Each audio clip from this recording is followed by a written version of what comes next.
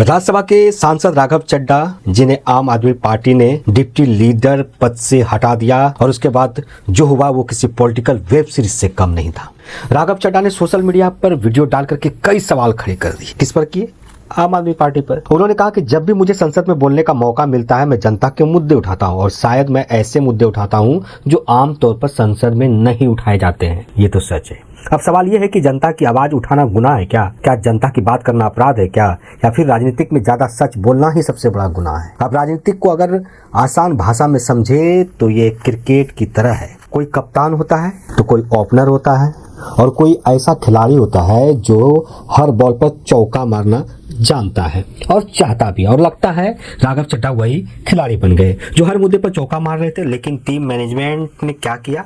उन्हें dressing room में ही बैठा दिया। राघव चड्ढा ने यह भी कहा कि पार्टी ने राज्यसभा सचिवालय से कहा है कि उन्हें संसद में बोलने से रोका जाए। अब तो यह मामला भी दिलचस्प हो जाता है। मतलब राजनीतिक में अब लड़ाई विपक्ष और सत्ता के नहीं बल्कि अपनों और अपनों की हो रही है। अब इन सारे मुद्दों पर जनता क्या सोच रही है? जनता सोच रही है कि भाई हमें तो बस इतना पता है कि हमारे कोई महंगाई की बात करे, कोई बेरोजगारी की बात करे, कोई मोबाइल रिचार्ज महंगा होने की बात करे, कोई ट्रेन में धक्का खाने की बात करे। अब जो ये बात करेगा वो नेता अच्छा लगेगा या बुरा, आप खुद समझदार होंगे। और राघव चड्ढा इसका मुख्य उदाहरण भी आपको देखने को मिला। राजनीतिक में एक नियम है, नेता वही सफल होता है जो बोले भी और नाराज भी कोई ना हो। लेकिन ये कला हर किसी के पास नहीं आती है। कुछ नेता बोलते हैं तो जनता खुश होती है, कुछ नेता बोलते हैं तो पार्टी नाराज हो जाती है और कुछ नेता बोलते ही रहते हैं फिर उन्हें बोलने से रोक दिया जाता है।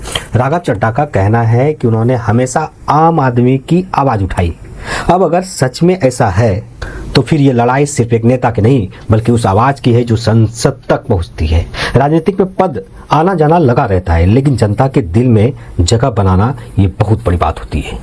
तो ये थी आज की कहानी राजनीतिक के उस खिलाड़ी की जो शायद टीम से नहीं लेकिन मैच से बाहर नहीं हुआ है, क्योंकि राजनीतिक में कहानी कभी खत्म नहीं होती। यहाँ हर दिन एक नया एपिसोड आता है और मैं हूँ राजीव रंजन संजू। आप देखते रहिए राजनीतिक का रियलिटी शो। नमस्कार।